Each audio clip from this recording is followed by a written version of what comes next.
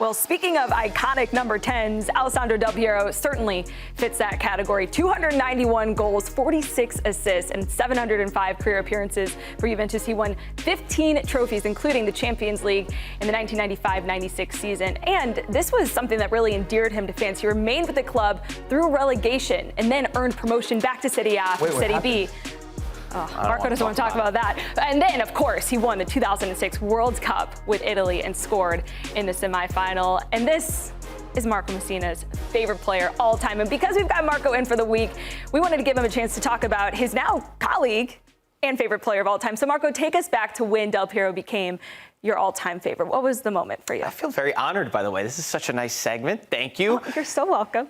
Del Piero was the only player that I had as an idol, as a true idol. Like any of my family or friends growing up, they would just always be, I was synonymous with Del Piero. It was everything. It was what he did on the pitch, of course, the dribbles, the goals that he scored from free kick, the aura that he had, as the kids want to say now, with the hairstyles. If he had long hair, I had long hair. If he buzzed his hair, I buzzed my hair. But for me, it was the character and the leader that he was. I'm still waiting for those tiny sideburns. We didn't get there. We didn't get there. But it was the leader that he was. And I was always thrown into leadership positions when I was a kid. Yeah, you're right. The hair is like... Where was this? This is in New Jersey, I think. Yeah. What was he doing in New Jersey? Juventus was here. This must have been, I don't know, 2002. I think they played Milan here. Wow. So how did you get this photo then? What happened? Did you have to wait a long line? What? Yeah, something like that. I don't even remember. I just remember being so nervous and my dad saying, like, he's coming, he's coming, he's coming. And he was so nice, as everyone here has come to know. But yeah, like I was saying, I was thrown into leadership positions, like whether I was a captain of a team or in school or anything I did. And he was the ultimate leader. He was just so professional and he made everybody better around him. So he was a symbol of like pride for me. I was like, yeah, that's the guy that I love. That's the guy that I idolize. And yeah, I love that he was just a great guy on top of it all. So he was a great idol for me. You need to do the sideburns and look at that. Look at that. And the connect to the goatee. I thought I loved him a lot, but for Halloween, can I tell you something? You talk about a lot of being his colleague now, and for you, it must be mind-blowing. You know, even if you see him more often now than you ever did before, you probably don't lose that shine.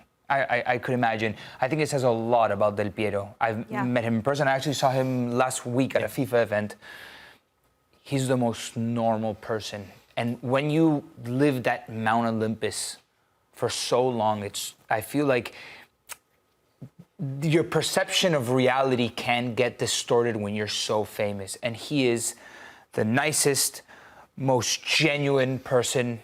And just from a human being perspective, I understand why he was bestowed that responsibility to be a leader, because I just feel like he's just a straight shooter, straightforward guy with his personality and his aura. What was this like for you, though? This is... Because I know for like my family, my idol is Mia Hamm. She's the only person I've gotten starstruck around, like even as an adult. I got one chance to meet her, and I was like a grown-up, and I was like nervous. Yeah. You're working like CBS sidelines with your idol. Yeah, I mean, I think I'm supposed to try to play it cool and be like, oh, okay, it's fine. But still, it's always just like a pinch me moment. And the fact that they were sidelined together for this Coppa Italia final, and it was amazing. It really is. It's something that it never got old. And every time I see him, he's just so friendly, as we mentioned before. So I think never in my wildest dream, if you told that little Marco, I mean, impossible. There's no realm, there's no world that it gets to this point, and somehow it has. So I'm very thankful also to CBS, P. Radovich, for putting us together, because it shouldn't happen. You're on your path, and you have assimilated a little bit more, but what about for your parents that saw you in that moment, little Marco, and then see you here, big, fully professional Marco, who's more proud, by the way, Nico or your mom and dad? No, Nico's, he's like... Nico's proud. But no, I know. Actually, when I saw him at the FIFA event, we took a picture, and I sent it, and I said, it never gets old. And my mom, you know, my mom's a very emotional lady. She wrote a paragraph of just like... She always does. She always does. It doesn't matter what I do.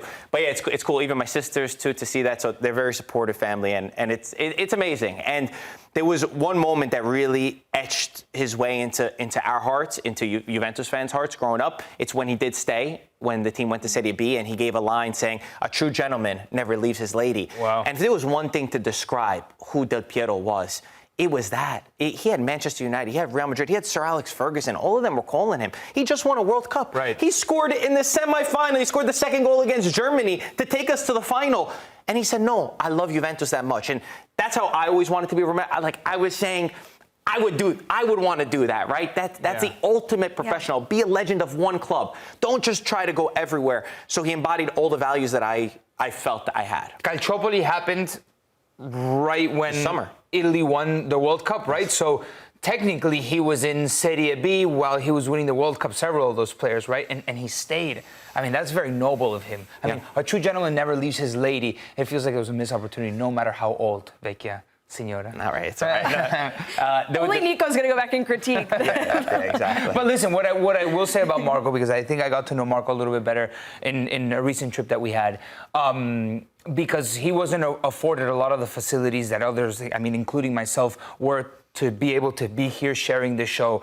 And just to understand the perspective of Marco, we all idolize someone, and it must feel incredible to see your growth and where you started to where you're at now, the hard work, countless hours, the vision also to see where you started with a podcast, to then get on TV without any experience, to then be shoulder to shoulder with all these guys. I've seen you with Materazzi, with Del Piero. That is any kid's dream, and you're basking in this glory. So, I mean, this it's no, to be honest, it's a testament to your hard work, to everything that you created and that you will create. So you've become a pillar of the Italian-American experience that has transcended the boundaries of New York. Also, I mean, of course, in 2016, they were all my idols, but I really only had one. I was not that kid that liked 4 or 5 different. I appreciate that, but there was only one in my heart, and it was only him. And there was another moment, and it's my favorite moment, and it sounds so crazy because he scored goals against Real Madrid.